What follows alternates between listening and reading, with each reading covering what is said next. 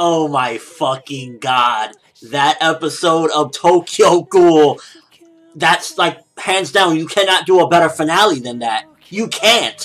The psychological trauma just of watching that episode, I'm not gonna lie, I've never, out of the entire, I don't even know how many years of me watching anime, I've never had an experience of watching an anime like I had while watching this episode.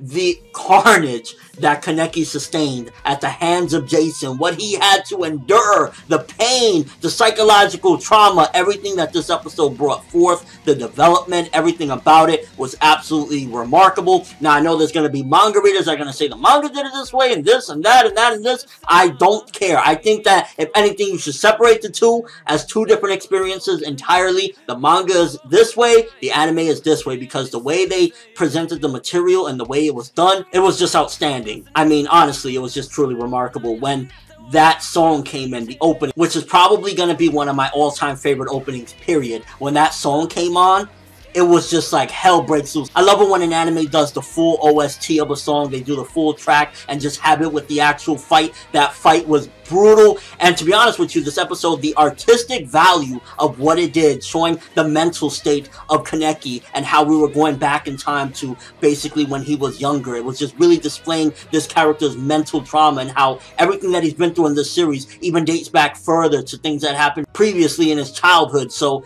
it just really added everything together with this character, diving more into who he is as a person, some of the regrets he has, kind of everything that's holding him back throughout all of his life, the restraints and the torture that he was sustaining at the hands of Jason is what made him finally snap. Like, we're seeing him being tortured, like, severely in real life, but in his head as well, he's going through it. And when he finally gave in and he started eating Rize, I was like, oh my fucking god. And then the fight, that godlike fight with Jason where he lets loose. I think the problems that we all had with Kaneki, as far as, like, you know, he's a Shinji, he's a bitch, he's a Tsunayoshi Sawada, he just keeps crying, he's scared all the time, everything freaks him out. You needed something like that, because if you didn't have that, if you didn't have Kaneki be such a weak person, when you get an episode like this with all that development, all that build up, all of this character finally letting loose, taking off the restraints, it wouldn't have been as shocking. It would have just been like, okay, so Kaneki's finally stepping up again. Like, this had so much more of an impact because of who Kaneki has been the entire series. Everything that we've seen throughout this journey, him letting loose of all that, saying, you know what?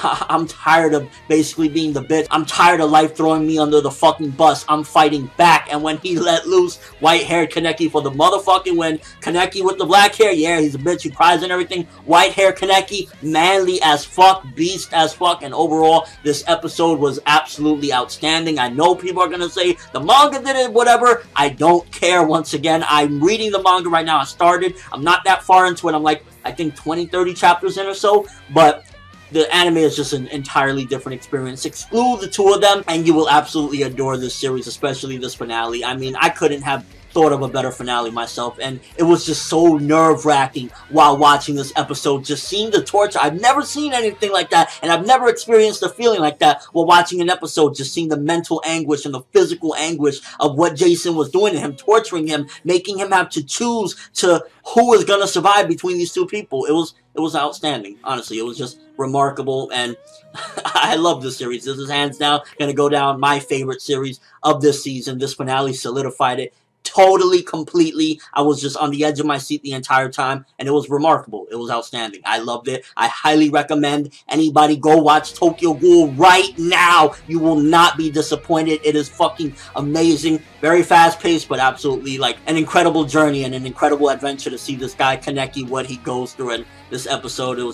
It was too much for me. I'm going right now, and I'm going to read more of that manga. And for the people that wanted me to review the manga, I was actually really considering it. I know the manga has ended with chapter 143, but I'm hearing rumors that maybe in October, there's going to be some sort of announcement, and it could potentially be a sequel manga. I guarantee you, if there is a sequel manga to Tokyo Ghoul, I will be reviewing every single chapter. I can guarantee you that, people, but we just got to play it by ear right now. Again, this finale, this episode, it was amazing, and I loved seeing Kaneki's transformation from kind of having life take him down, you know, everything, seeing his mother die, overworking herself for her shitty sister. All of those things really built up, and the anger finally let loose, and Sometimes you just gotta kick ass and not let the fucking world bring you down. And with all that being said, again, magnificent episode. Couldn't have done it better myself. Couldn't have thought of anything to improve on this episode, because when Kaneki was just flipping the fuck out of making Jason count backwards and seeing that final progression of him accepting, I am part Ghoul, and even going to that state of basically cannibalizing Jason, it's fucking insane. It's insane. Tokyo Ghoul for the motherfucking win, baby. I don't think I'm gonna see an anime that gets me this excited almost each and every week for a long time. In this fashion, for that matter, because it was just something else. But let me know what you thought of this finale. What did you think? Did you get them chills and them shivers when that song came on? It was insane. I'm fucking going crazy right now. And your overall thoughts of Kaneki as a character. Did he impress you at the end, going white-haired and beating the living fuck out of Jason and making him submit to his will and basically saying, fuck the world, I'm taking control now, I'm Kaneki Ken, and I'm a beast? And your overall thoughts of this finale. I'm gonna miss reviewing Tokyo Ghoul anime. This has been a real fucking pleasure and a treat. Hopefully we get a sequel manga so I can talk about that weekly, because I will be down as a motherfucker. But that's all I have for this review. Thanks for watching. Hope you enjoyed. If you liked anything I had to say, or enjoyed the video, or enjoyed this season of Tokyo Ghoul, drop me a like. I'd greatly appreciate it. And if you haven't subscribed, if you could do so as well, that would be awesome. I'm ForneverWorld, and as always, people, Tokyo Ghoul for the motherfucking win. I love this anime.